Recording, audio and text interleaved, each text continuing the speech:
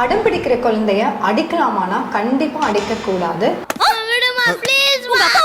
அது நோ சொல்லிட்டீங்கன்னா ஃபார்மாக கன்சிஸ்டண்ட்டாக நோ சொல்லுங்க. அடிக்கணும்னு அவசியம் கிடையாது. அடித்தா என்ன ஆகும் அப்படின்னா அந்த குழந்தை பவர்லெஸ் ஆகவும் பெற்றோர்கள் வந்து பவர்ஃபுல்லாகவும் ஃபீல் பண்ணுறோம். ஸோ அப்போதைக்கு அந்த குழந்தை பயப்படுது. ஆனால் அது என்ன கற்றுக்கும் அப்படின்னா, ஓகே நம்மளை விட சின்னவங்கள இப்போ தம்பி தங்கச்சி இல்லை மற்ற ஃப்ரெண்ட்ஸு நம்ம பவராக இருக்கோம்னு நினச்சிட்டு அந்த மற்றவங்களை அடிக்கலான்னு கற்றுக்குது. இன்னொரு முக்கியமான விஷயம், அந்த குழந்தைங்க வளர்ந்து பெரியவங்களானோடனே சில சமயம் வயசான பெற்றோர்களையும் குழந்தைங்க அடிக்கிறாங்க. ஸோ இந்த பிஹேவியர் இதிலிருந்து தான் வருது. கண்டிப்பாக இதை கண்ட்ரோல் பண்ணணும். நான்லாம் எங்கள் அப்பா அம்மா அடித்து தான் என்னை வளர்த்துனாங்க, ஸோ இப்போ நான் ஏன் அடிக்கக்கூடாது அப்படின்னு கேட்குறோம். இது ஒரு விஷயத்தை புரிஞ்சுக்கோங்க.